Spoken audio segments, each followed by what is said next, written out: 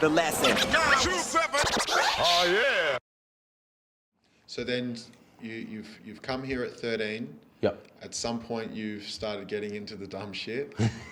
And then I guess the music, when you got into the music around that 2014 period. Yeah, so like I worked in the mining industry. So I got kicked out of school. I got kicked out of home, and I managed to get myself into the mines, earned really good money. I had a really bad lower back injury, and I ended up on a wheelchair. And then from that, I just didn't know what the fuck to do with myself. And I started doing drugs and, doing a whole heap, like hanging around with the wrong people and all that. Like eventually I got back on my feet because I was, on drugs. And I started writing music again because I was writing music from when I was younger. Like I learned keyboard, guitar and bass. And I started writing music again because to pass time and everything, and I started getting good, and then I started building my own setup and my own studio, and it all started coming together after that. And then so when you're talking about like the early stuff that you did, because you're Melbourne based. Yep. Now Filthy Phil, was he one of the first dudes from Melbourne that you were producing for? Yeah, Phil was Phil's a sick cunt. Shout out Filthy Phil, bro. I swear to God, I love you, brother. Phil actually reached out to me and bro, funny as bro. Like he rocked up at my house at like 3 a.m. cooked out of his mind. I'm like, sick cunt. Like let's make some music, eh? And we produced his first EP, which was 5 Swords.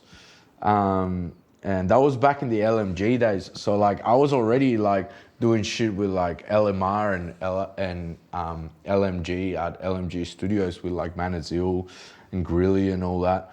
And then that studio got demolished. No comment. But like, so I built my own setup and Phil hit me up and we went from there and we just started producing records. And then we're very alike, me and him, and we flow very well making music together.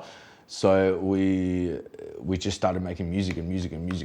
And after that, like, we just made a lot of noise, to be honest. Dribbles came through, then Greats came through, and then it just started to get in more and more noise. And next minute, I'm literally like, I went from like, writing my own raps to like, cool, I'm producing now. So like, rapping wasn't really my thing. Like it never was. I was always interested in the tech stuff. Like, I like composition myself. So like, I sit down and write a record instead of like rap it or whatever. Like I sing, I do choruses and all that, blah, blah. But my thing is tech. So that I'm happy behind the desk. And then so that release with Phil was 2014. Which one? There's so many. The 5 Swords, the first one that he did with your 5 Swords EP. 5 Swords was hectic, bro. Like, we did that in like, no comment.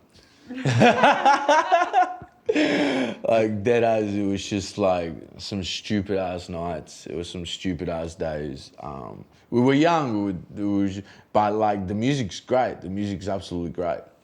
And then so yeah, 2 years later, 2016, then you released I think 9-track mixtape. Had Phil, Dribbles, Bird Brain.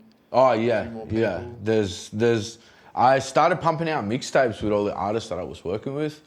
So like, kind of like what DJ Khaled does and all the cats in America, and it actually caught the attention of them. And shout out Monster and Bonafuku from St. Louis. They hit me up because like our sound got to St. Louis and Atlanta, and they flew me over there. And they're like, "Yo, you guys are making noise.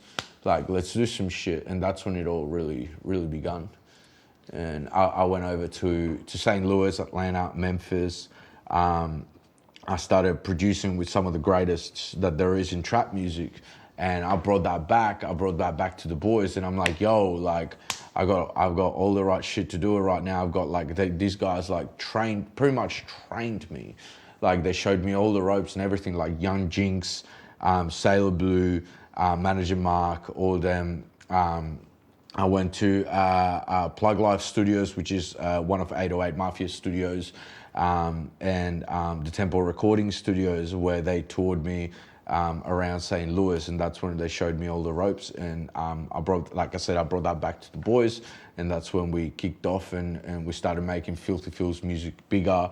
And we started making like all these mixtapes and started sending them out to like that Piff, and that's when like the SP Records began. Like SP Records became like not just like me as a Sloth production. It became like, you know, just a small record label that actually like produced for like so many artists and all that. We started putting record like albums together and mixtapes and everything. We just started piffing them out.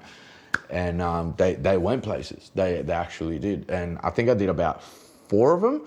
I'm in the middle of writing one at the moment, which is fucking huge. Like it's taken a long time, but like this is probably like the biggest project of my career right now. The lesson. 927. Oh yeah.